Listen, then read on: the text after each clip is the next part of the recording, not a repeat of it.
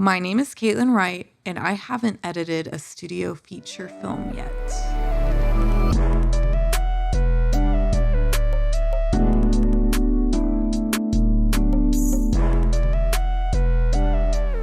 This is Indieknot Films, and you're listening to... Well, I'm Sam. Oh, and I'm Hayden. Oh, wait. You're listening to Sam and Hayden. Right.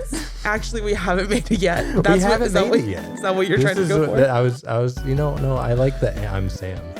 You're listening to I'm Sam today. Okay. We got a great guest today. She actually helped us, was the head editor for Tendon, which is the short film that we made. And she's going to talk about editing and all these other cool stuff that you do. I think she's our first post-production person as well. Yes, first post-production. We're branching out. So let's see who it is.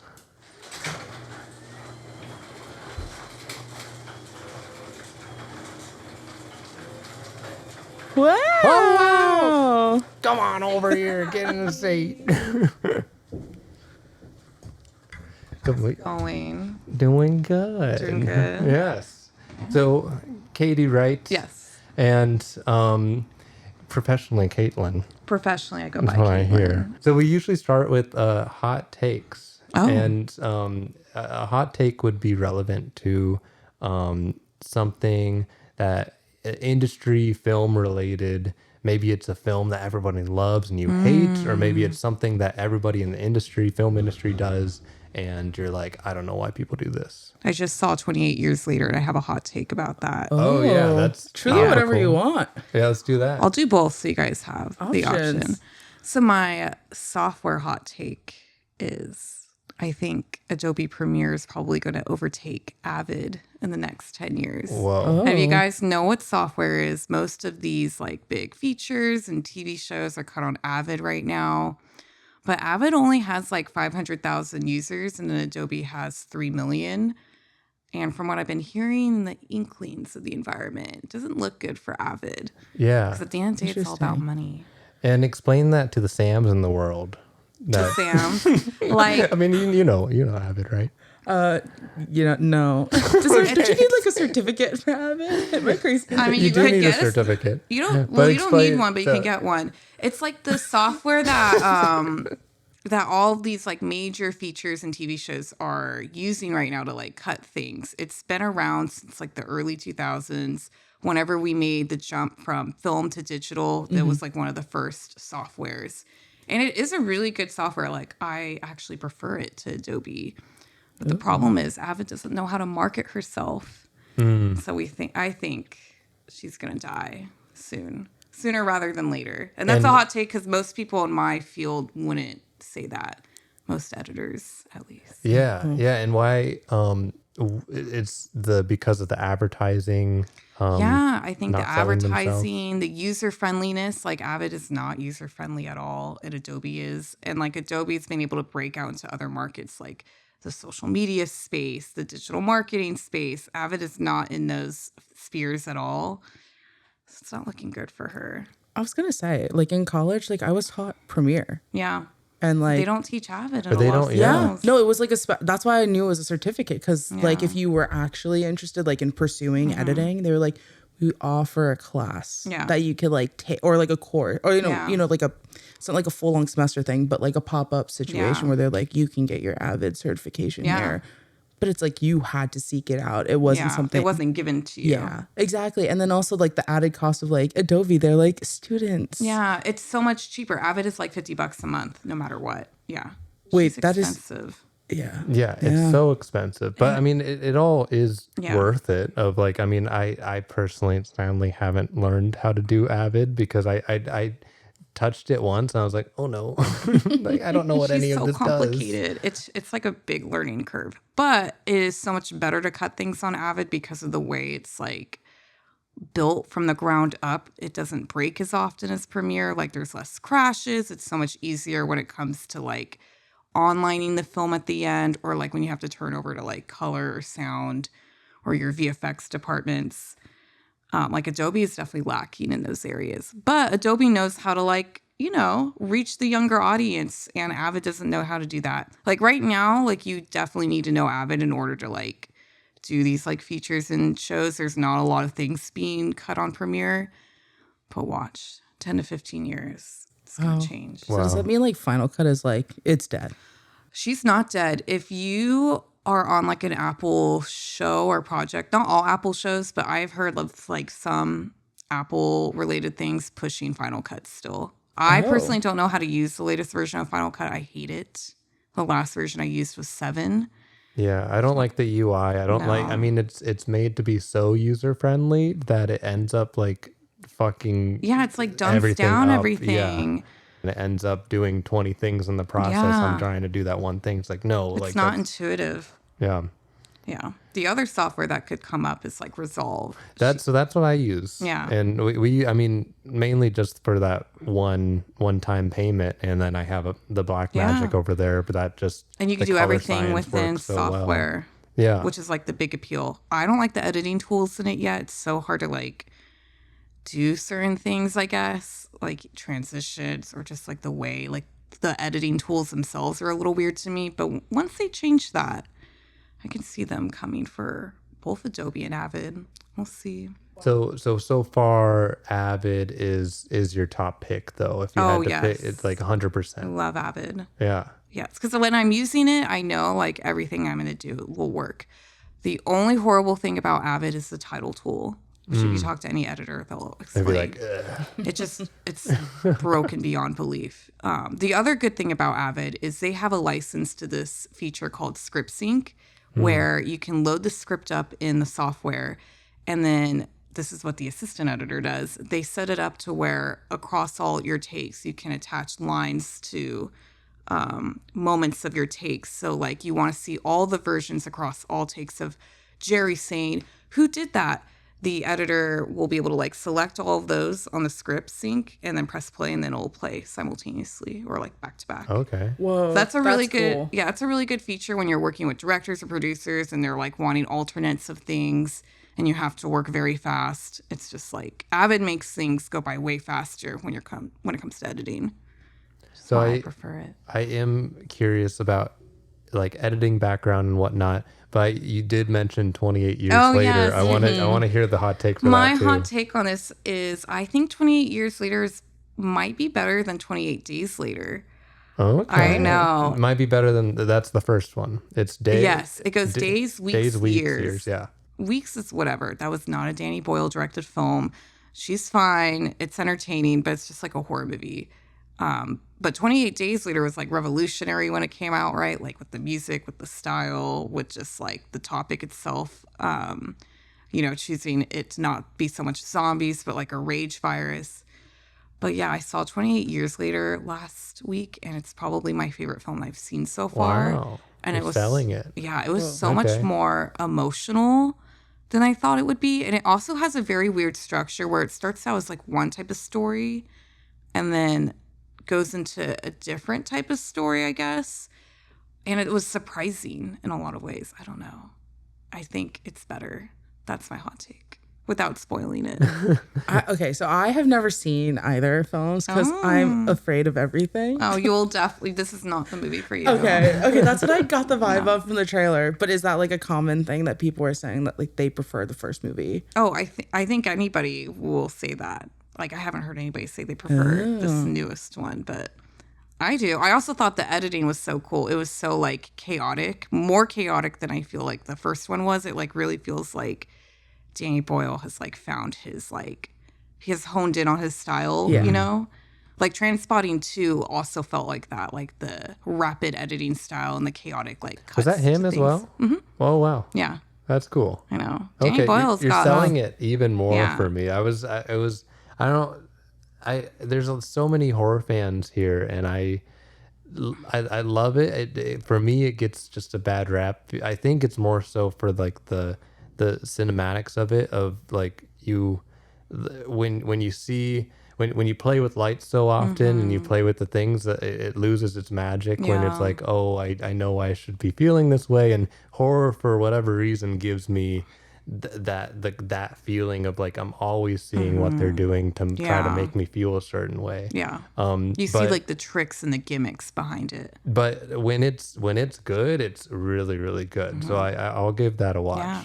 I think the reason why this could also be potentially scary for you at some parts is because they do such a good job of building the emotional relationships in the film. Oh yeah. So you're really, and they honestly, I'm afraid I don't know the actor's name, but the kid that they cast is like the main, like he's carrying the whole movie on his back.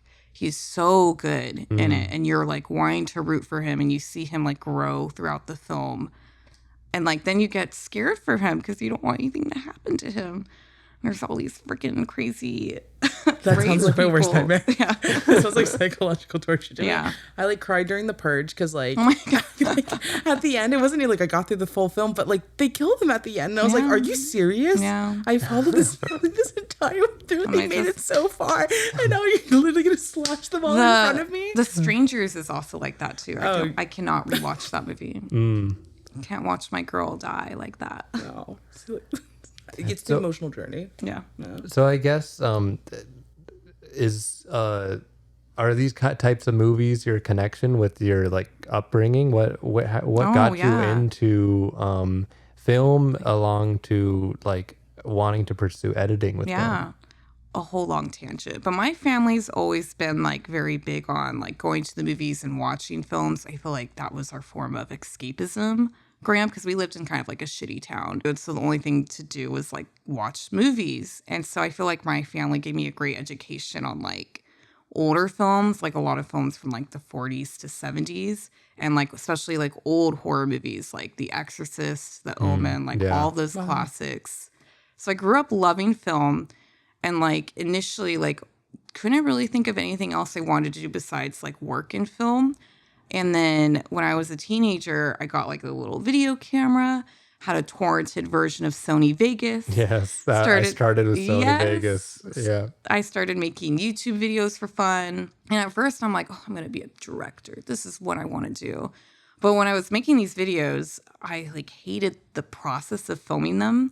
Like I liked writing them. I liked coming up with the ideas, but like the filming of them themselves were like, it was a lot of work, but I always loved then bringing the footage into the software and putting it all together and like fixing my mistakes. And after doing that throughout high school, I was like, wait a minute, maybe this is what I should pursue. And so after high school, I didn't go into college right away. I worked for a news station for a while doing like the chyrons that you see like at the bottom news screens, like the man on the street videos where they like cut to something that's already edited. Did that for a few years. Worked with like a DIT company where we shot like stock footage and I was like their DIT person. I was just like trying to figure out like what I wanted to do. And then I decided to like go to film school, just commit. As someone that just immediately went into it, I just feel like the culture of film school, how was that for you? Like entering it now that you actually had also actual experience too. I think it helped because I like went to Full Sail, not like too much older. I was like just turned 21 when I went there, and it was an accelerated program, so I was only going to be there for 2 years. But a lot of like the people that were there were much younger than me, and they didn't have any experience, and I kind of like knew right away like, I want to be an editor, this is what I want to do. And like the first day of class, they have you stand up and tell everybody like what you want to do, and I was the only person, it was like 100 people, I was the only person that said editing. I was like, oh shit, like everybody wants to be a director or a DP, which like those are like obviously like desirable People must have roles. loved you though. Like for projects. Oh yeah. You grab the when someone says editing, it's like, okay, you're with me now. Yes. Yes, I was tapped a lot to edit a lot of things. Like I cut a lot of bad films in film school, but it was fine. I like ended up because I had experience. I got to work with a small production studio that was on campus called Rebel HQ, and like started assisting them on like their Disney projects. They're like stuff they would do for Full Sail, like marketing things. They did something with Orlando Sports, and then they made an indie feature. The company had just had like a vision or whatever, and so he like made this film called Endangered, and I got to be the assistant editor on that, and that was kind of my first like step into like the film world. And for 3 months, I worked overnight on that as their DIT/assistant editor. But it was really fun. And you can watch it on Apple TV. Oh, wow. Oh my gosh. Well, that's legitimate, what's it called? Distribution. They got legitimate distribution. It took like 8 years. That happened like within the last few years, it got distribution. But it's distributed. That happens a lot with like independent films where it takes like a long time for it to get out there. But that's quite the platform, though. Yeah. That's really awesome. Okay, so you, after college, I'm sure, did you feel like you got a lot of your, I guess, editing chops because you were doing so many student films? Like, how was that? Did you learn a lot maybe from classes? I think it was a little bit of like all the experience I had before going into school, just cutting like a lot of like those documentary style videos. Mm-hmm. And then the experience in school, I just like threw myself into every project I could, both like narrative and non-narrative. And I feel like that helped, one, like teach me like this is what it's like to work on like large teams, because like, you know, features have very large teams sometimes. This is what it's like to work in like different types of environments. You might have like a low budget here. You might have like problems from set coming into post here and there. So it kind of like taught me a lot of problem solving skills. It also just like taught me like, yes, this is like what I want to do. I want to cut narrative more so than anything else. And it like also kind of brought me to like coming to LA. While I was at school, I like learned about America's Cinema Editors, which if you don't know who they are, if you ever watch the credits, they're like the letters after editors' names. Is that the union? No, that's different. MPEG. That's Local 700. This is different. They're kind of like a fancy organization, and they're like the second oldest film organization, I think, outside of the Academy. Like it's the Academy or whatever, but I know they're the second oldest. So they've been around for a while, and it's just like a fancy organization for editors. And they had an internship for kids or like, you know, young adults like just coming out of college. And I applied for that internship and ended up getting it. So like that's what brought me to LA. How long ago was that? That was back in 2018. So, oh my God. Yeah. 7 years ago. So long. And what do you think about that experience of coming in? Oh, it was like life-changing. Yeah. That internship is like why I'm here, like where I am today. Because they like, I don't know, they open the doors to like so many different roles that you wouldn't have access to. Part of the internship, they send you for a week onto a feature, a week onto a TV show, and a week onto a reality show, just so you could see how the different cutting rooms operate, because they all do like operate very differently. And then for a week, you go to different facilities, like a color facility. We went to Photochem to see like how they process film and do dailies. We went to a sound facility. We went to CBS to see like their VFX department. So it was just like great because I was so green going into it, like only having done like independent features, student films, never worked in like the studio system before. So it was a great like open door to like, this is how this world is. And this is like what it feels like to be in this world. And then you meet a lot of people too. And you guys know, it's all about who you know in the industry. Yeah, totally. So like just by like being in that environment and making friends, it's like how I slowly got work. What is something that was unexpected coming into like this environment of like studio system, how it's run over here?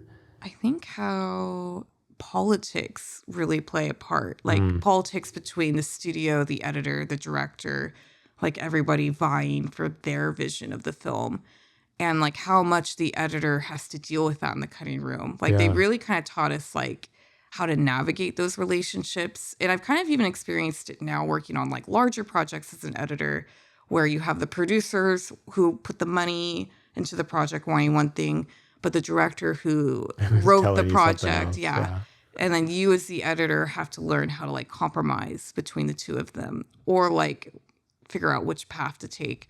And it's like, that's really hard to navigate sometimes. So that was like surprising, because I always thought it was more of like, I don't know, I'm just being told what to do sometimes, or like my creative input, like I'm guiding them or whatever, but it's much more of like a battle behind the story and everything. So would you say that you're more like a mediator amongst all of this? So like, I was curious, I guess, how much creative input do you usually get to have on some of your projects? That's a great question. It really depends on the director. Sometimes I have like full creative control. Like they don't really have a vision, I guess, for how things are going to be put together, whether it's just how they operate as a filmmaker, or there's so many problems on set that they didn't capture everything they wanted, so they don't really like know what to do with the footage, then they kind of like relinquish control to me, and I can really like figure things out. And then from there, like once I've done my edit, we like work together to like get it to the vision that they want.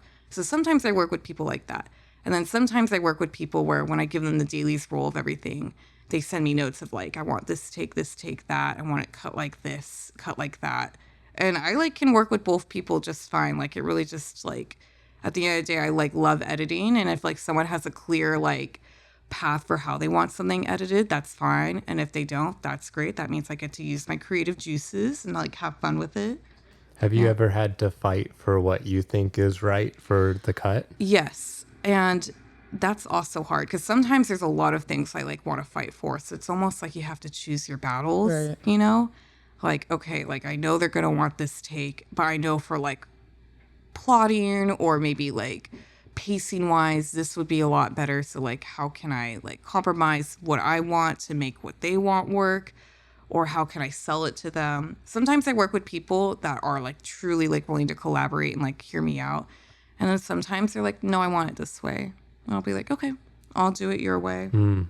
You have to have like, as an editor, like the biggest thing is you have to have no ego involved. Yeah. Like it's not like at the end of the day, I'm just like a part of the machine making this film or making this story happen. Well, that's got to be difficult when like, I mean, I would argue that the story happens through editing. Oh yeah, so for when sure. you're literally the person crafting the story, and yet not having the ego with the thing that you crafted. Yeah. Yeah. I don't know. It's just comes with practice. I definitely had a big ego like coming in. Coming into it, but my ego has died throughout the years. How do you ego death? Through editing? I don't know. I think like it's been working with people who like where I have thought, oh, like this way is better. And then I do it their way or try it their way. And I'm like, oh, wait, actually, this is better. And so I've kind of like come to the point where I'll be willing to try anything because maybe I think my way is better, but we won't know until we see it your way. That's the beauty with digital editing. Like you can really do whatever you want. That it's not like the old days in film where you have to like lay things out and like cut it and like, you know, it takes like an hour to do like a cut. Now it takes like 2 minutes to try something. Yeah. Okay, well, taking it back, cutting, as you were saying, I'm curious, can you walk us through what like a cutting room is like when you walk in? I just imagine when I think of editors, I'm just like, it's a solo mission, you're in there, but obviously it's collaborative. It's super collaborative. On like the features I've worked on, it kind of feels like a family, you know? On like the larger studio films, you'll have anywhere from like 1 to 3 assistant editors. You'll have like a production PA. You'll have a coordinator, a supervisor. You'll have maybe producers in the office, and then you'll have an editor or multiple editors. And like you kind of just become like a family as you're making this project because you're on it for so long, doing long hours. Like I was on a film for 2.5 years once and got to really know those people quite well. 2.5 years. Yeah. That's, I mean, I've only gone a couple months, which I would love to do a project longer just to see how that would feel. So you're walking in, and then as far as like, does the room change a lot depending on the different like studios that you go to? Not so much. Or does the room is it pretty consistent where you always have that one device that you need? Oh yeah, you always have like, usually it's always Avid. So you always have like your Avid like rental system set up with like you'll have like 3 monitors on the desk. It's like a standing desk. And then you'll have a TV for playback usually. So that's all pretty standard. And then on the features that I've worked on, usually you play back in 5.1. That's not always standard, but that's just like been my experience in the last few years. And for people that don't know what that means, what is 5.1? It's like you'll have 3 speakers in front, 2 speakers in back. And so it's like you have like left, right channels and center in the front and in the back. So surround sound, essentially. You'll have your little like soundboard too that you can like manipulate everything. But usually I don't touch it because I don't want to like mess it up. Yeah, and you're specifically just like editing the cuts. You're not touching sound at all as well? We touch sound a lot in editing. And we always like send things to like the sound mixers and the sound design team. But like these days, producers and directors, they want to hear what it's going to sound like in the end. So, and even in like the short films I work on, you do a lot of like temp sound effects editing.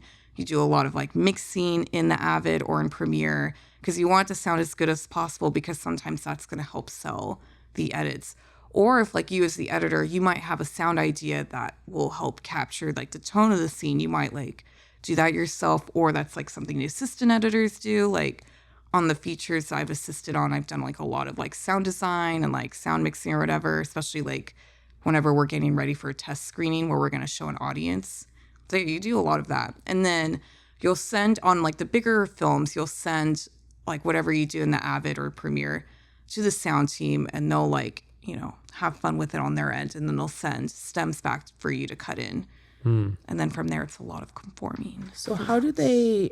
Oh. Hello. Oh, my goodness. We have another big reveal. Wow. How's it going? Familiar with the pod?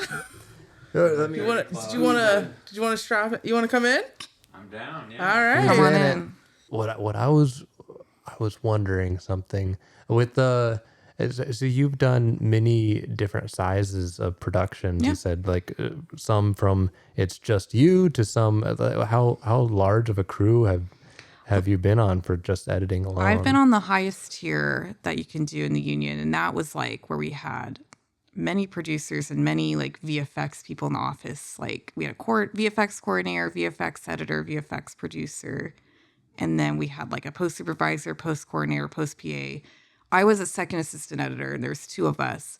And then there's a first assistant editor, and then there was the editor. So that was like a really large team. And I've heard of even like larger teams where on like features, they have multiple editors, and those multiple editors each have a first and second assistant editor.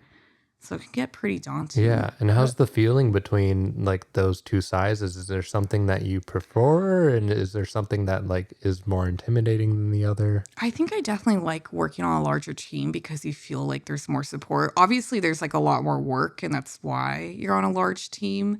But ultimately, I feel like the more people, the better, because then you have like people you can lean on. I love doing like smaller projects and like independent film, but it is hard. That's the right answer. Yes, but it is hard when you're the only assistant editor on it, or if I'm like editing it and I don't have an assistant editor or whatever, and like all the pressure's on you, and then you don't have anybody to like bounce ideas off of, nobody to really like help you like, oh, I just need like some sound done for this scene so I can cut this montage here. It's like you have to really like work on your time management when you're in those situations. I'm curious how you divide work, I guess, amongst the room. Because I'm assuming you're not working on the same scene or the same sequence at the same time. But you still have to like hand it off for like different elements as you were explaining. So like when you're working together in such a big team, you're coming into this room, but you're all doing different things. Yeah. Like how does that work? It just depends on how, like, if I'm like a second assistant editor, for example, it depends on how the first wants to like structure things. So usually the first gets to do like the cool things like cut scenes for the editor, which has like been my experience too as a first assistant. And then they give tasks to the seconds, like you could do sound design for this scene, or you need to do like VFX. So usually like the seconds do kind of like I don't want to say like the sillier tasks, but like, you know, the more like mundane, like tedious stuff. And then like the first gets to do like more of the creative stuff, more collaboration with the editor. And then if you're multiple editors on a project, I've had the experience where like I'll take some scenes, the editor will take others, and then we'll like pass scenes back and forth. If like I get stuck on something, I'm like, here, can you take a pass at my scene? And like I'll take a pass at yours. And then I've had the experience of like we cut like montages together, like sometimes in person, sometimes like remotely. Okay, how is that though with I mean, editing with multiple people, everybody, of course, like I think of it with like animation where you get like 20 different artists, but they're all like collectively doing the same motion to make this work. Everyone's going to be creatively different. Yeah. Is there a lot of, I mean, you talk about like losing your ego with this, but is there a lot of like clashing? There's sometimes clashing, and I feel like that's where like the drama happens. Drama and also the creative energy. Like it's kind of like in those moments of like, well, this person sees it this way and this person sees it this way. Well, that's good because you're going to have an audience of people who will see it in so many different perspectives and ways. So you want like the more, I don't know, the more cooks in the kitchen, I guess, the better in this sense, where, I don't know, like you guys can like work together on coming up with something that will appeal to like multiple people or to your like desired audience. Does that make sense? The two brains better than one kind of situation. Yeah, I like working with other editors, and it always like teaches me something new. I tend to like, I don't know, I tend to learn something about myself when I get to work with other people versus like working alone. I'm a very collaborative person, very in favor of it. So does the like second assistant editor also bouncing ideas off of the main editor, or does that not? They don't really interact. So like on like a bigger when thing. it comes to like assistants and the editor, it's definitely like a hierarchy system. So like the editor it's his edit at the end of the day. He's cutting it, or she or he.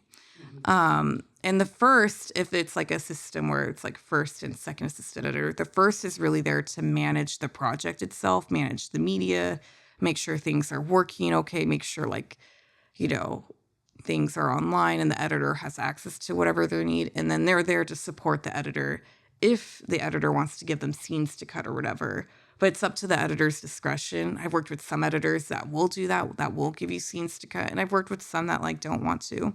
And that's fine. And the seconds usually never get to cut things. And that's okay, you know. It's like, you know, they're lower on the totem pole. I've had like, as a second, I've had the experience of getting to cut something. I was on a show where the editor was struggling with something. So he had us all cut a version of a montage for the film. And that was fun. It kind of felt like we were competing against each other, but it was still really fun.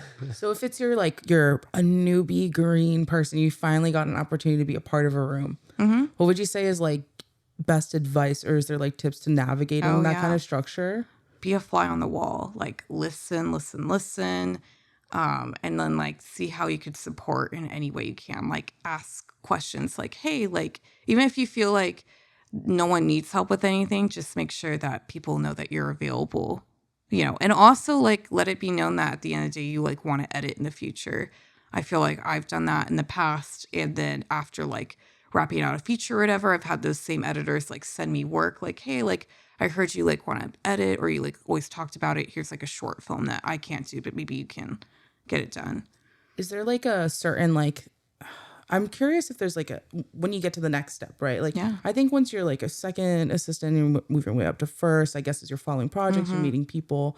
Is there kind of like this glass ceiling of getting past like I guess essentially the PA stage? I feel like a lot of people on the production side or even like the assistant side, like there's just this like glass ceiling, right? Of just getting to the next step, even just being a coordinator. I'm curious if that's like that in the editing. I think that's a great question. And there is kind of like a way, I think, from jumping from PA to assistant, and then there's a different jump that happens jumping from assistant to editor.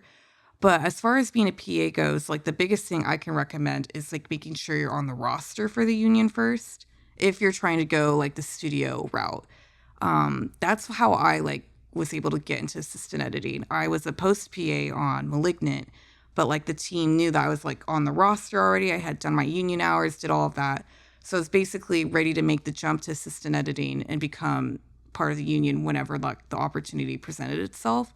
So I like took my time as like the post PA to like really like learn like the advanced skills in Avid and stuff that you need on a feature, got close with that editorial team.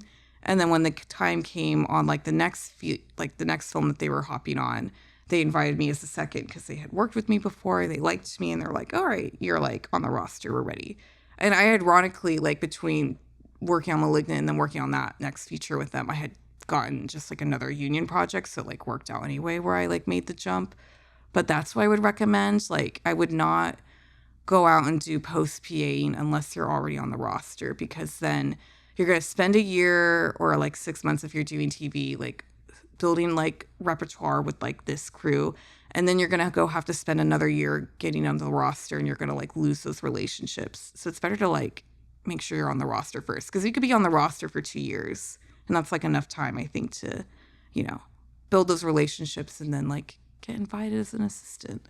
Stop me if this has already been addressed, but how do you get onto the roster? What is the roster also? The roster is kind of like the preface for getting into the union, at least for Local 700. I don't know like about the other guilds, but for Local 700, you have to work 100 non-union days on a qualifying project.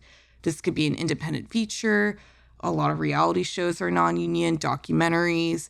The caveat is it has to like premiere at a film festival, has to be on like a platform like, like Hulu or HBO or even like YouTube Red, or it needs to be like some kind of like post-production facility or trailer house, basically like proving that you have the skills that union assistant editors have and you have them as a non-union assistant editor. So you do those 100 non-union days, you submit your paperwork. Sometimes they send it back and you have to correct things, and then you pay your dues. I think the fee, and you could do a payment plan, but I think it was like 2,000 something or 3,000. Local 700 is one of the cheaper ones. I know the camera department is like way more expensive, so I'm not going to it's like 16 grand. Yeah, it's like crazy. Very expensive. Wow. So Local 700 is very cheap, and you can do a payment plan. And then you're just on the roster, and you are on the roster until you get your first union job. And then when you get your first union job, you're basically like in the union. Oh, wow. Yeah. It's like that. I feel like, well, I guess that's the trick. How do you get onto the show? Or how do you get the union job? Right, That's union like job. the hardest But part. still, I like think. 100 days seems relatively relaxed because for Other ones, it's like a lot harder. it's like 1,000 for ADing. Yeah, exactly. And like our unions, I kind of like how Local 700 handles this kind of stuff, because you can also work, even when you're in the union, you could work non-union stuff all the time. And I know for other guilds, it's not like that at all. They're very stingy about like once you're in the union, you can only do union work. But Local 700's like, nope, you can do whatever. As long as you're paying your dues, we don't care. You don't have to tell them or anything what you're doing? They want to know if you're like working. They'll send you an email occasionally like, are you working? If you haven't like have registered union work with them. So like for this last year, I've actually not been able to work union because of how the film industry is. And so they keep emailing me like, are you working right now? It's like, yes, but it's not union. What are they trying to do? They're just trying to like update your profile? Yeah. Them Just try to update the availability. And that's also, I think, to assess like where their guild members are at, like how many people are out of work versus how many people are like on non-union projects versus union. Because obviously, like right now, we're all feeling it. The industry's like shifting into somewhere new. So. Hey, new deal signed though, right? Oh, yeah. You guys see that? Yeah, I did. Yeah. We'll see what happens. That's pretty good. I have optimism, so I haven't left LA yet. I'm like holding out hope. Yeah, I think we're all on the same page. We've talked about this in a lot of the prior podcasts, but like everything seems like it's falling apart, but yet like there's still people that have hope that it's gonna get better, and like I'm one of those people, and everybody's here because we still have that touch of hope that it's gonna please it's gotta get better. Think it will get better, and if anything, maybe things will track where we do a lot more things independently outside the studio system, since they're being so stingy with their money and like giving out projects and stuff. Because clearly, like smaller films are doing well. Like I feel like the A24 films and the Neon films do very well these days. So clearly, there's like an audience for those types of projects. Yeah, I'm seeing a lot of like alternative income stuff too through this like different payment structure system that my producer friend of mine is trying. Francisco. Oh yeah. Okay. Where he's like trying to figure out the back end of making it work, where like most of the crew members are getting a percentage. Yeah. It would obviously be a low percentage, and there's some other complexities to it, but that seems really cool and exciting to me. And then also the Paisano one, this like small streamer contacted us, and their their whole thing is like also that their payment structure is a lot different with how they directly give their filmmakers things. I'm still kind of looking into it, but it's like it feels like there's like a little bit of a wave of like, oh, maybe we should do this because doing residuals instead, since you can't pay people so much money up front. I think that's like the fair way to do it, and I'm in favor of that. Yeah, and you're saturated in independent film. Yeah. And from that, you found us. Yeah. How did you find Yannick through this? Through a mutual friend, my friend Edgar, who I've worked on other short films with. I like know him from Full Sail. I don't know how And you know. who was on the podcast? Same Edgar? Yeah, Different that's Edgar? the one. Same, Oh, yeah, same that- Edgar yeah. who's on the That podcast. Edgar. Check that out. Yeah. That Edgar. Yeah, I've like worked with Edgar before. I've like worked with his wife. I just like edited one of her recent short films. So yeah, I've known Edgar for a while. And yeah, I asked Edgar, like, do you know anybody like who needs a short film cut? Because I was kind of going through a spell where I was getting like a lot of like corporate and like documentary work, but I wanted to like do some more narrative work. And usually when I'm in that like phase, I like look for the people who like might need help. And yeah, he gave me your contact. Yeah. I don't know if you guys mentioned the one Yeah. that you edited is I the cut poster that. one. Yeah. We made sure. I made sure in the frame that Oh, tendon is right behind your head, like the words Yeah. tendon. But yeah, I guess explain a little bit about like like I guess how you two work together Yeah. in doing that. I think Tendon was interesting because I think we were coming up with some issues early on with the structure and the pacing of it, where it felt like the story kind of slowed down in the middle. And so we were kind of trying to figure out like, how do we like keep the momentum going throughout the film? And I think it was your writer who actually came up with the suggestion. So yeah, the original script was where it was the retelling. No, it was the action that happened, and then it was the retelling of the action. Well, it was actually Pinar, who was also on the podcast, who was like, you're telling the story twice. Yeah. And I was like, you're kind of right.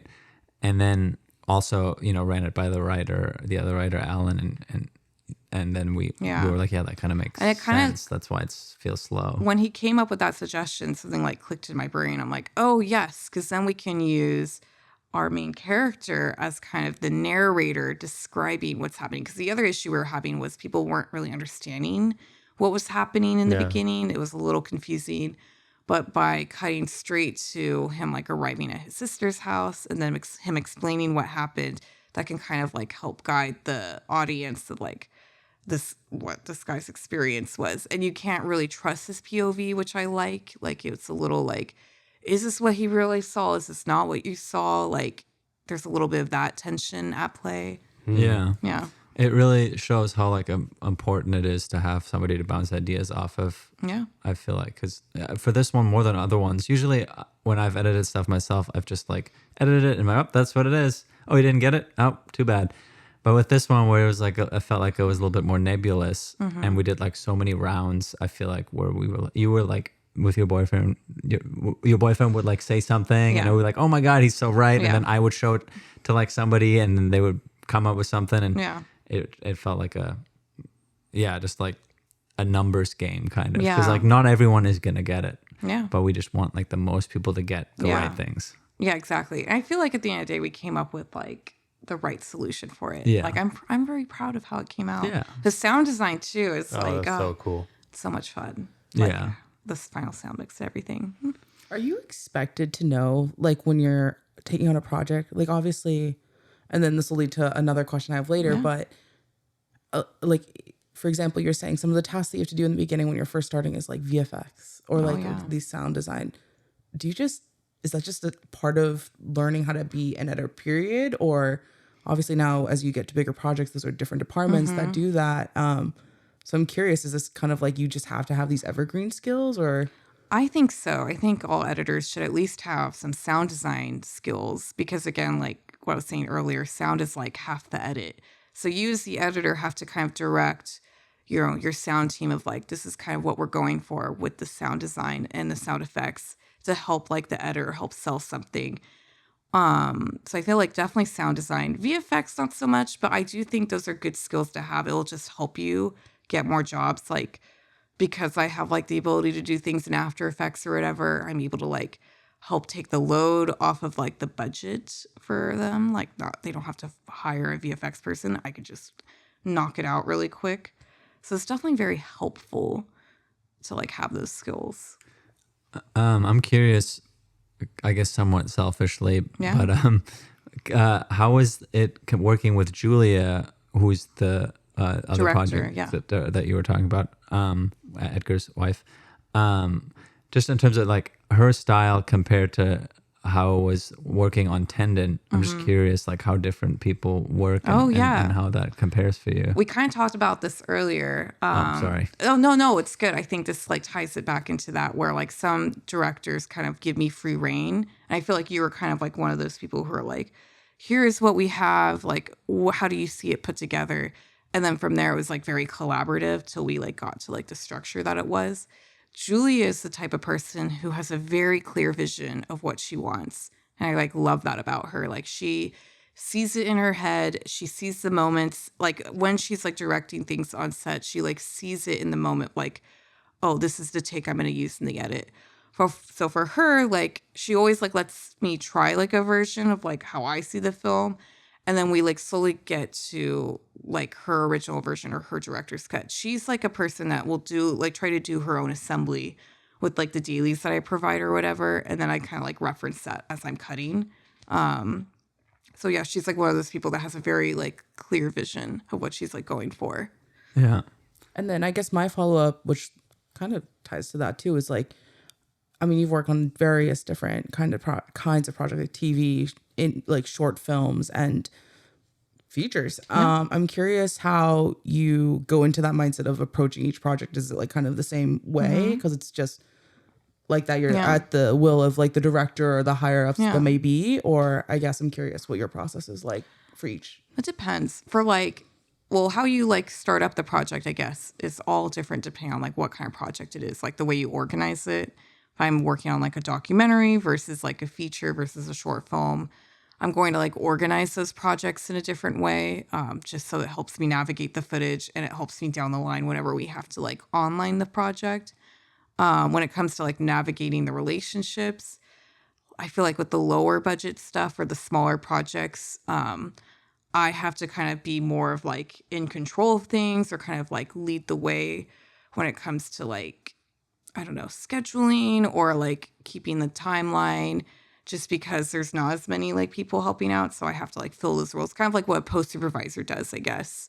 But the bigger projects, it's definitely like much more collaborative. And I go into those projects trying to make sure like, what does everybody want out of this? Or like, how do people want things done? Like, because I don't want to ever like step on anybody's toes, you know? Yeah. I just want to edit things at the end of the day. So I try to see like what everyone's preferences are, I guess. If that makes sense. Yeah, definitely. I mean, so I guess I'm just thinking also just narratively. Yeah. Like between a feature and a TV show. Oh, yeah. I'm curious, I guess, is the workflow even like different between those two? Because obviously it's like TV, it's... You have a showrunner in TV. Right, that too. And it's also, I feel like each episode's sometimes a little more conclusive. Yeah. In terms of like story. Yeah. Beats in general. So I'm curious also if that affects that too as you're going into how you're creating the structure. Yeah, it does. And TV is like faster paced too. So you have like less time really with the footage before you have to turn over your editor's cut. It's just like, but the union kind of sets like the amount of days like the editor gets. And for features, you just naturally have more days. Oh, there's like a set amount. Yeah, there's a set amount. For like budget range? Or like... Yeah, it's like for budgetary reasons. And yeah, I think our union has set like the amount of days each type of project gets. There's like different tiers of film and like a TV. Minimum. Yes. I'm assuming. Yes. And usually you only get the minimum. Yeah. Unfortunately. So you kind of have to keep that in mind. So in TV, I definitely think you have to edit faster, if anything. And then, yeah, you're working within the style of the show. So like, especially if it's a returning season, you kind of have to like reflect on like, okay, this is like the tone that the show is going for. Sometimes you have like, you know, music from previous seasons that you have to use or need to use to keep with the style of the show. So it's kind of like things like that you're navigating. If it's a new show, like it's like you're the first season, that's always fun because then you get to like set the tone or create the style.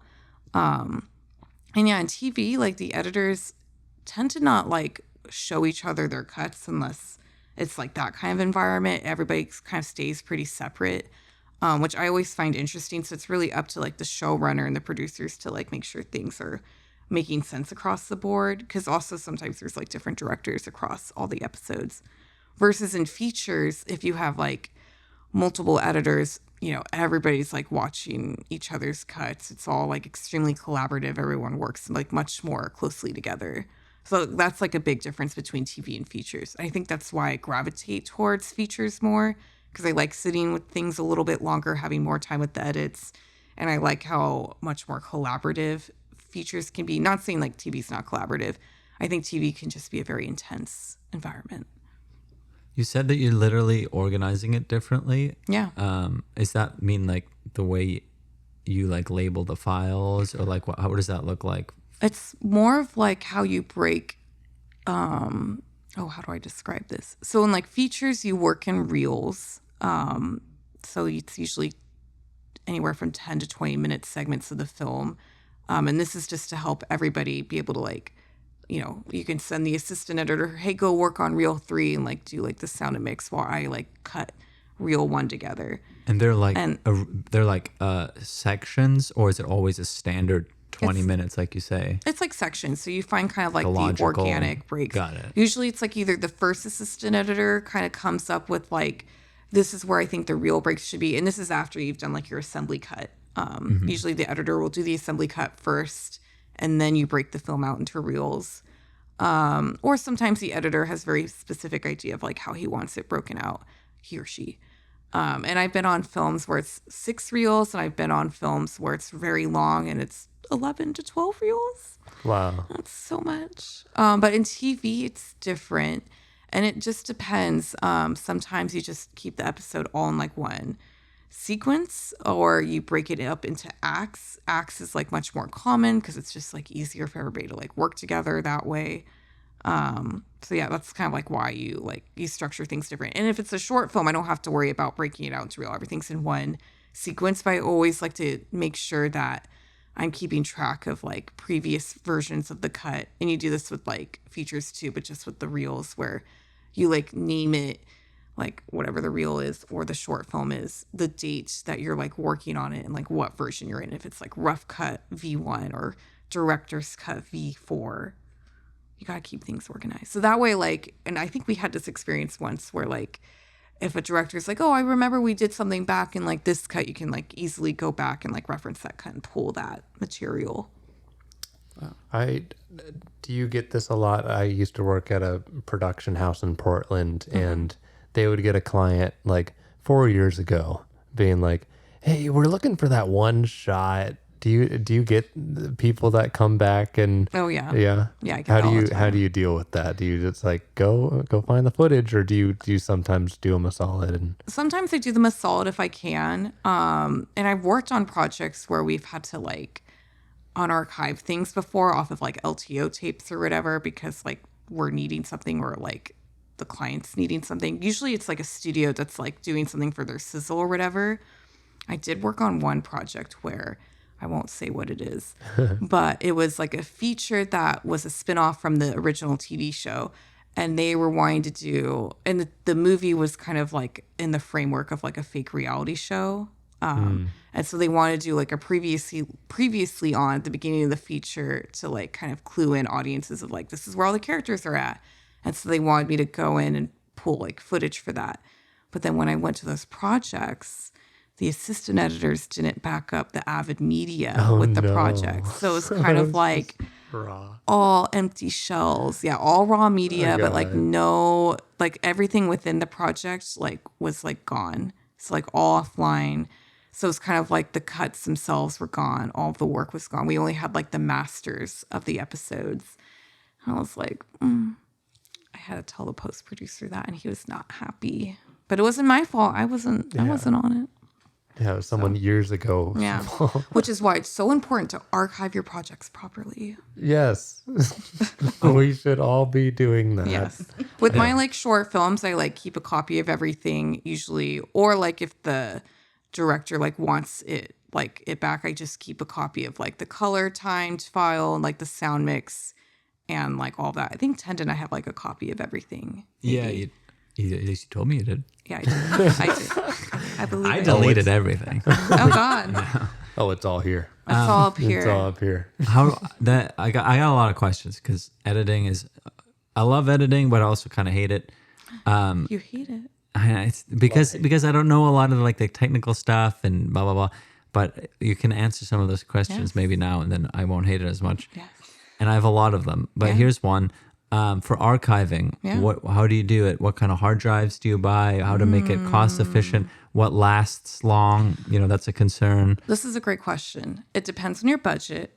The thing that will last the longest is LTO tapes. And they're the easiest thing to store, but it is a little bit of a process to back things up to LTO tapes. So what I would recommend for like short films or independent features. And just so people know, LTO, is that the magnetic band or something like that? Or what is LTO? It's like a tape. I don't know what the LTO stands for. I should. But it's not like a hard drive. It's like a different. It's like a literal tape. Oh, okay, that's what I thought. Okay, cool. Sorry. No, it's okay. So like the studios usually back things up to LTO tapes, or if they shoot things on film, they'll have like the film reels still. But on like smaller projects, you could back things up to the cloud. I like recommend at least backing up like your final assets, like your final sound mix, your final color, all of that. So that's like up there for safety, just in case like the world catches on fire. But then I would recommend getting like a designated hard drive and backing it up. And hard drives last for 10 years. So keeping that in mind, like this will be good for 10 years. But if you want to like maintain your projects throughout like the next decades, like you as a director, you're going to be like working on many more things. So in 10 years, you're going to like want to make sure your short films that you've worked on are safe. So you might move them from a hard drive that you've had them stored on to a fresh hard drive because they just like wear out the technology. Is that with like SSD as well as a 10-year kind of thing? Yeah. All hard drives usually have like a 10 to 15 year max window. But LTO tapes, they last for I think 20 to 25 years. Don't quote me on that. But they last a longer time. But you would need like the VHS You would need like the tape. You need like an LTO like tape deck thingy to like make it. Which is probably expensive. Yeah, right? It's a little expensive. Yeah. But you can like take it to a facility. There's like places all around LA that could do that. But like for independent artists, I recommend just like a hard drive is good enough. Okay. Yeah. I have some press junket things for editing of like the worst and best thing about it. Oh. The worst thing is like the long hours and the loss of your vision over time. Okay. Always wear blue light glasses. Blue light glasses, okay. But my vision, I used to have 20/20 vision, and it's definitely gotten like a lot worse over the years. That's unfortunate. The best thing is that, I don't know, it's like you're a storyteller and you get to see all the footage and you get to like put it together like a puzzle. That's so fun. Like, I don't know. Like I love like my favorite part of like the editing process is when I finish like going like watching down all the dailies and I know what I have, and then it's like clicks in my brain how everything should go, and it's just like putting it together. I love that. I know you're an avid moviegoer, so I'm curious if you have like an editor that you're like, this is the goal. This is like the gold standard. Joe Walker. I love him. Yeah. He does Steve McQueen's films, Denise films. Dune. Yeah, he did that. He did Dune. He's done Sicario. He did Enemy. He did 12 Years a Slave. He's done so much. He's cut some of my favorite sequences in film, and they like use his sequences, like the moment in Sicario where they're on the highway and they get into like the gunfight. Like people use that in film schools. It's like an example of like good editing and how to build tension. And also he's so cool and nice. So it's just like, he's the standard, because it's like, how are you like this cool and also a genius? Like, I don't understand. Have you met him? No, but I've seen him speak. I would love to meet him. Joe, hit me up. Thanks. He is. There's a lot of YouTube Q&As or just him just sitting on a couch and just talking. There's hours of stuff, and he is like just one interesting, and two like you could tell he's just a good hang. He seems so fun to like be around, and he's so smart, and like he clearly like the way Denis talks about his relationship with him, like clearly Joe is like a problem solver for him when it comes to certain things, like when they come for issues in their film. Like I know Dune. Like the first part, they had to like cut a lot out because it's just way too much story. And so they like made choices of certain storylines to cut and everything. And like Joe was like a big part of that. And like you need people like that who are able to like like with a huge project like Dune, be able to look at it and like not be intimidated and like, all right, how do we make this better? Yeah. Kill the darlings. Yeah. And is that something that you've experienced over and over again? Okay. Do you have to like kind of be a therapist with these people in the process of that? Yes, it's really hard especially if they have like beauty shots or something that was so hard to capture on set. That is like sometimes the hardest for directors to let go of because they are remembering the pain and the suffering they went to capture that thing. But then for me, it's like I have no like attachment to it. I'm like, this doesn't take it out. This doesn't add to the story at all. I'm sorry. Like, and you kind of have to comfort them a little bit. Or sometimes they just like dig their feet into the ground. They're like, no, we keep this. And then you keep it for as long as possible until it's proven to them that they don't need it. Whether that's through like test screenings or like a producer like talking to them. And similar to that, like with not being on the shoot, you're probably just seeing like, why the fuck did they do that? Or like you're seeing all the takes. Yes. So you're seeing multiple times and being like, is there any like, you don't have to go into specifics, but any situation where you're like, that's like, sometimes like Mike being in the shot or not really so much that. Well, like when it comes to like things being in the shot, you can always like punch in or like do split screens. That doesn't really like deter me, but it's the things you can't fix, like lighting. I was on a project recently where they shot some stuff out at night and like you can't see anything and it's like oh no, like oh god. And we like did our best in color, but man, it's just like you can't like fix that at the end of the day. Like we have to live with how dark the scene is. It's that, or it could even be like the direction that sometimes actors take, whether they're like talking too much or they're not emoting enough. Like those are things you can't fix, obviously. Like you could steal from other takes, you could do ADR, but at the end of the day, you're like having to live with like what was shot. So like it's those things, especially like I think, the actors themselves, like that's like could be the biggest hindrance to me as like an editor because I'm crafting their performance at the end of the day and like cutting things together. Whether it's like, I can really tell an experienced actor from an inexperienced actor because experienced actors will like do variations in their takes, but their blocking will be the same. They're sticking to the script and only like veering off the script when asked or like when they like have an idea for something. The inexperienced actors are the ones that are always going off script because they don't know the script very well, or they are a little full of themselves and think they know better than like the writer or whatever. And their blocking's inconsistent. They're like missing their mark. Like those things are hard because if like it could be like a thing where they're like slightly out of focus because they're not hitting their mark, or their blocking is so difficult to like cut with. And then like you kind of have to make a decision as an editor of like what you can live with. Like Thelma Shoemaker, she's another like really great editor. She's Martin Scorsese's editor, and she always talks about how she always cuts for performance first. And so you might see a lot of things in her films with like continuity issues because she doesn't give a fuck. Yeah. It's like, whatever, the performance in this take was the strongest. And that's like why I used it, even though it didn't match the movement from the previous take. And I think I have the same philosophy too, but I try to hide the continuity errors as much as I can. I try to see like what will be noticed. Like if it's something in the side of the frame and your eye is like drawn to like whatever the actor is doing here, like I'll see if I can get away with that, and I'll show the director or whoever and see if they catch it. But if they catch it, then I have to like think of a different solution, and that's always hard. You also said, and I mean, this is more of a director thing, kind of, but you want to give like space afterwards. Tell the actors to give space afterwards versus just breaking character right away, because that's really hard to edit. Yes, I like love it when the more an actor can hold on to a scene and like not break character right away, even after saying cut, like that helps so much. There's so many times where I've used moments before a director has called action and after they've called cut. Like I did it like most recently on a film where I stole a look that like an actor was just sitting and was kind of in character waiting for the scene to start, and I used that look like later on in the scene. That's so one helpful thing that I've heard of, like when calling cut, call cut 3 seconds after you want to call cut. Exactly. Yeah. Just to give that time. Yeah. Because you never know. You just never know. Yeah.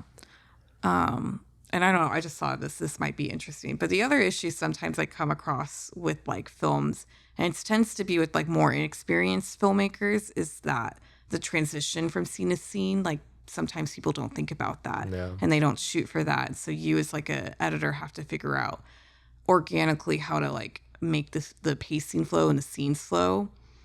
There was one independent film I was working on just as an assistant editor, but they had me do the assembly edit, and then they had me on set. It was like a very weird situation. But I was assembling it, and there's like one scene where an actor ends the scene crying. They're devastated, and they like walk out the door. And it was just how it was scripted. The very next scene, she's like going into a grocery store to talk to someone, and she's smiley and she's bubbly and she's in a completely different emotional state. I'm like, oh God. And I like flagged that for the director, and they ended up like shooting something in between just to like help with that. But it's like those things too that like you have to like come against as like an editor. It's like figuring out how to problem solve those moments. Yeah. I feel like networking, as we were joking, is such a big part of any job in the entertainment industry. I'm curious, it sounds like you, similar to, I guess, maybe a camera team or any other sort of team on set, do you have to find yourself where it's like networking is like a necessity and to like to find jobs? Or do you like follow a crew with you each time? Like what are the elements, I guess, of being an editor in LA and having to navigate that? I think before maybe the strikes, you could have just hung around with the crew for a long time and like ride that wave.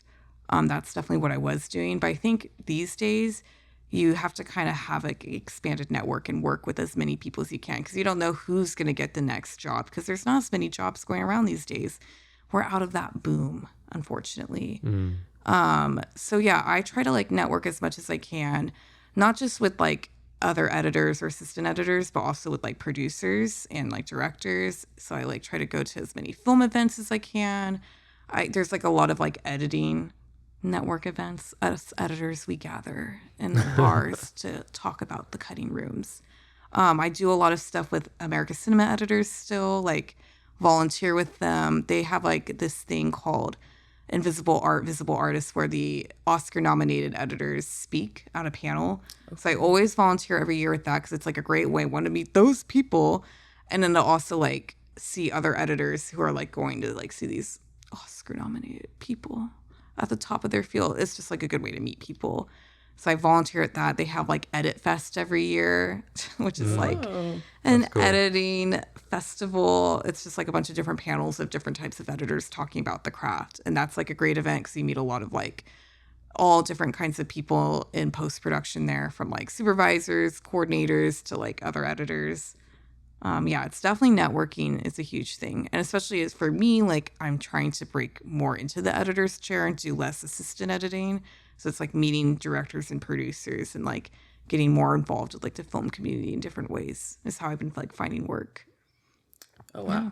That's okay. Well, I mean, that makes sense. I guess that it's changed over time. I don't think I like thought to myself, because it's, again, in my brain, I'm like, I think of exactly what I'm back in college by myself editing Premiere. Yeah. So I'm just like, the fact you have to do so much outreach as well. And what in my brain was such an isolated position.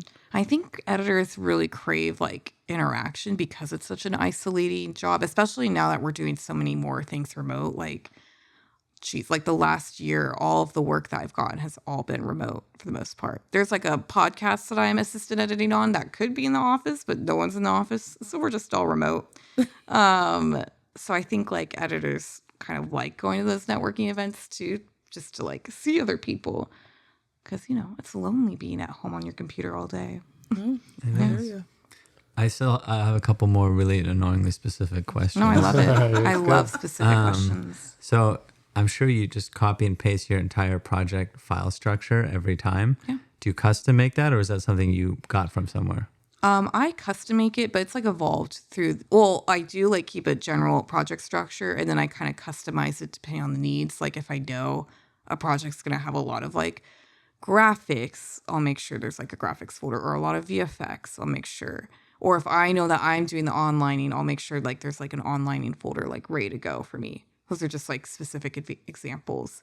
But yeah, my project structure has adapted over the years, and it's like from working with like better assistant editors than me, honestly. Like when I was on Aquaman, the second one, not the first one, the first assistant editor I was with was like, he's at the top of his game. He's been doing it for so long. He basically had it like down to a T the way like he structured that project and the Nexus, which is for Avid users, you use like a Nexus to store all of the Avid data and all that.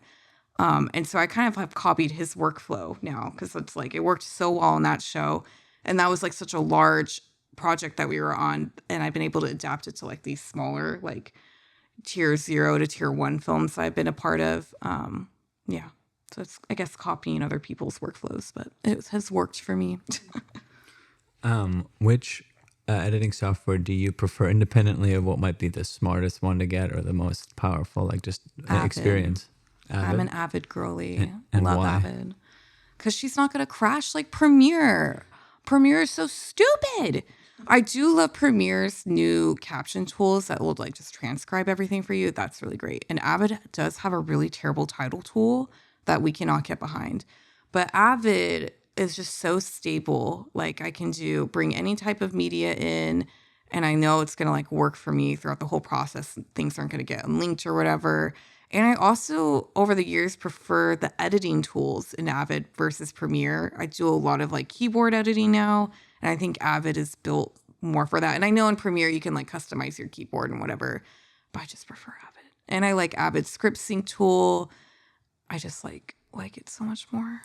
Okay, maybe this is a silly question, just me being ignorant, but like you definitely can't like interchange, right? I guess that's the point, that they run separate software. Like, could you take the best, like for example, the captioning tool that you like in Premiere? Can you like feel like I'm gonna use this tool for this sequence and then bring it over to Avid for the rest? I mean, actually, you can't really bring things back and forth between Avid and Premiere. They kind of prevent that from happening because they're enemies. I recently, not recently, it was like last year, one of my friends had to like transfer a Premiere project to Avid, and it was so unbelievably difficult. I was like trying to work with her with like XMLs and like AAFs, and it's just like not working. But like for something like that, what I would do is export whatever I'm doing out of Avid, bring it into Premiere. Premiere will transcribe it because all Premiere needs is like the audio. And then I would export that transcription as like a TRT file or a captions file and then bring that into Avid. Oh, okay. Yeah, So a little bit. There's like workarounds. Yeah. Okay. For both softwares, the workflow to DaVinci though is like good. You could do Avid to DaVinci if you want like color stuff, Premiere to DaVinci and back. So like Resolve, I guess, is like the outlier in that situation. And within the Adobe suite, it's also seamless because they're the same. Yeah, I'm only familiar with Adobe just because of college and stuff. No, but like aside from that, like doing a Premiere to After Effects. Is that like what you're talking about? Yeah. Did you? I sent a gig to you a while ago for somebody's trying to migrate this exact question, migrate from Premiere to Avid. Oh, I don't think. And maybe it didn't work out or whatever, but I don't remember this. It was a while ago, but it just kind of made me think of that. Yes, it's so very difficult. Run into that, yeah. You gotta make Haley. You gotta make sure you know what you want to use before you start using it. Yeah, that is true. Yeah. Corrupted SD card. I mean, oh God. I have a solution. And this happened with Edgar's podcast. Oh, it did. Our audio got corrupted. The only thing you needed. So now, was it the audio itself or was it the hard drive? It was the SD card itself. So there are places you can take it to. Oh God, I'm trying to think of what it's called. There's a place over in Studio City off of Ventura that I've taken a corrupted hard drive to, and it costs money, but like they can recover data usually if like it's not destroyed in some way, you know, if it's not like been run over or whatever. If it's just like a media corruption issue, they can usually recover things. So we have like data recovery facilities. So you're like data recovery facility is the only way to go, pretty much. So yeah, we tried a few softwares and nothing was really working. It depends on like what the issue is. Like for example, I actually came across an issue where this hard drive that was formatted for exFAT wasn't mounting on my Mac system, and I learned it's because for that specific hard drive and for exFAT, for everyone out there to know, when you fill those kind of hard drives up to the max, they're not unreadable on Mac OS, but they're still readable on Windows. So then Wow. So then that's a solution. There's a software I use called Parallels. It's been very helpful for me. where you can like load the hard drive up in a Windows version, read it, and then I would just transfer the data off of that hard drive. So it just depends. But usually data recovery facilities are the way to go if you're kind of stuck, if you've tried everything. Yeah, that makes sense. Yeah, we were just so bummed because, I mean, we would be bummed for any podcast, but this particular one, we helped Edgar with a short film, and it was a pirate themed set. So like we were like, oh, let's do the podcast in the pirate ship, and so like the production value was just off the roof. Do you still have the corrupted files? Do we still? I still have the files don't like we couldn't even access the card. The card wouldn't. But you still have the card. We still have the card. I'll give you remind me after this. I'll like give you the information for the place I went to. I think it was only like a couple $100. So it might be worth it if you really like this episode. Couple hundred. You pay 100. We'll do that. We'll split it. but yeah, that was tough. But it is something that happens. Yeah. It's just like it happens. Shit happens. That's why you have like backups. Like on all the shows I work on, like you have like a constant backup being run the entire time, and you like back up your projects every night and stuff. Like I had issues on one show that I worked on where we lost power quite a bit during that 1 year span of working on that show. And so like the Avid like backup generator would kick in, like the backup system would be like working to like make sure we didn't lose anything. But those are situations that are always stressful. Yeah. Because technology is just so temperamental sometimes. I was gonna ask too with the I was a camera operator before and then a set dresser, set decorator after, and I would say like as far as most stressful moment, operating was always when like going into about to do the shot, and then once I actually am in the flow, like I get in the flow state and that's fine, and then set decorating was always like day before. There's always 30, 40,000 things you got to do before the shoot, the day before the shoot. What for editing, is there like, this is always the peak stress for? Yeah, there's a couple situations. Usually it's when you're about to deliver an editor's cut, like whether you're the editor or the assistant editor. If you're the editor, it's like a different situation. You know, obviously you're creatively concerned about how things will play out. As the assistant editor, like, I have to do all the sound effects or whatever. So that's always stressful when you're preparing a cut to be like viewed for the first time. And then also when you're preparing for test screenings or just a screening for producers or whatever, that's very stressful on both like the editor and the assistant editors. For the editor, it's like maybe they don't have enough time to get all the scenes done the way they want to, or they're like working with the director and it's kind of like a situation where the director is like wanting to work into the middle of the night, which I have been on projects like that before. And then for the assistant editors, it's like a race against time QCing it, because you have to like watch it in the Avid or Premiere and then watch the export. So that you're like watching the film twice. And if you catch a mistake, you have to like go in and fix it.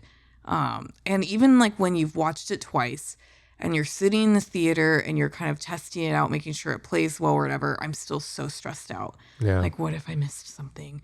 What if I hear a pop in the audio? What if there's a black frame? I don't know why. Even though I've watched it like twice, I'm still like always so stressed out.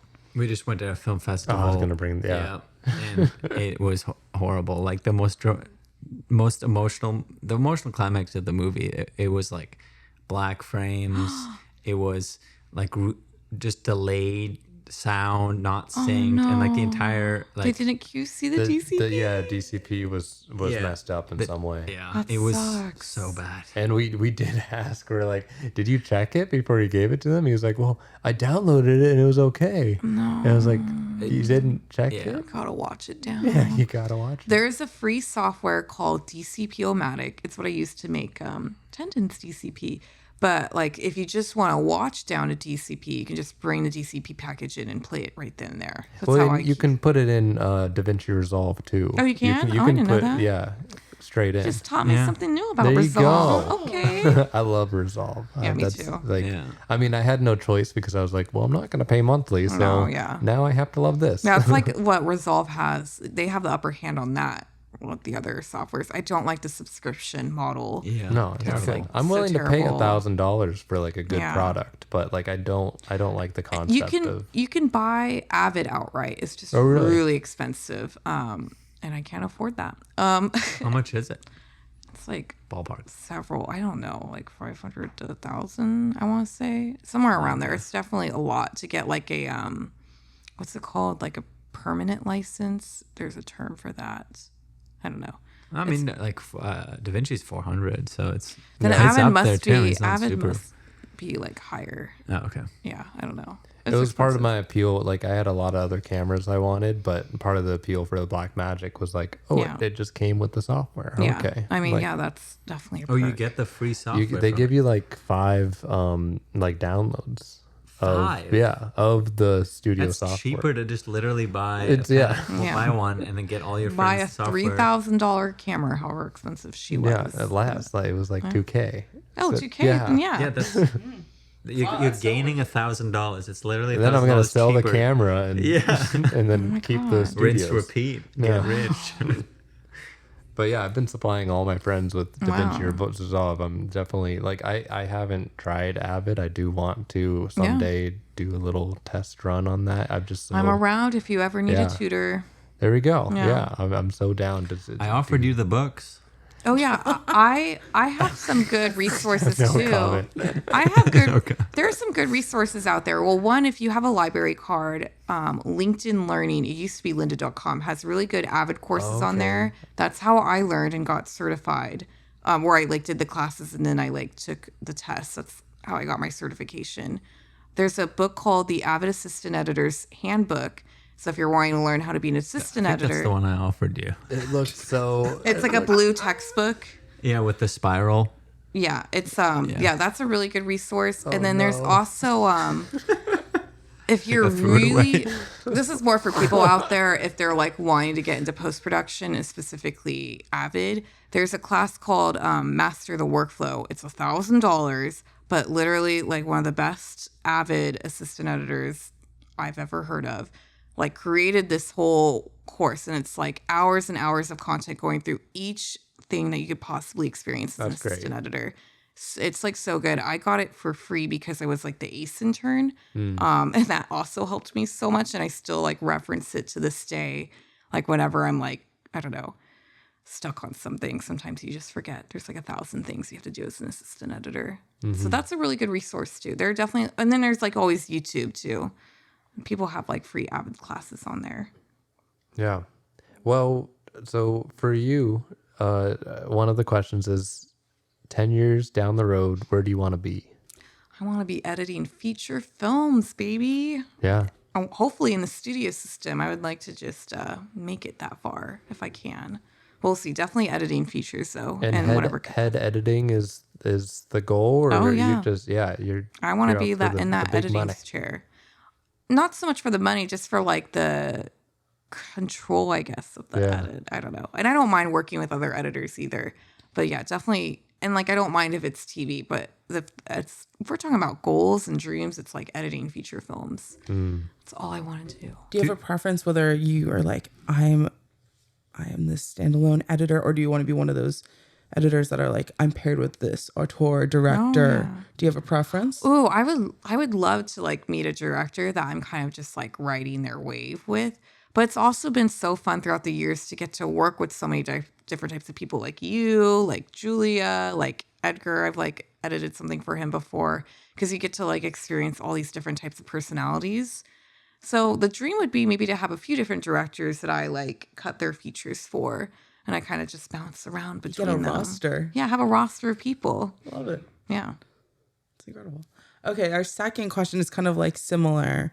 This podcast alone we like to think of this as like we're building a community of people. And obviously the podcast name is Haven't Made It Yet. And so 10 years from now, I feel like, I guess no one feels like they fully make it, right? And I guess 10 years is not that long. But if we were to record yourself now, hopefully you're a head editor at this point, and we play this little message that we're going to ask you to record right now, what would you say to yourself? Oh my gosh. I'm so proud of you for finally making it and not giving up on the dream. And please put as much money into retirement as you can, because I am not doing it right now. So in 10 years, I really hope that you're taking care of that. Incredible. I love the idea of like, oh shit. I'm like, this is the reminder. This is the reminder right now. You genuinely forgot. And you're like, oh, damn. You start going into 10 years, I'm not doing this.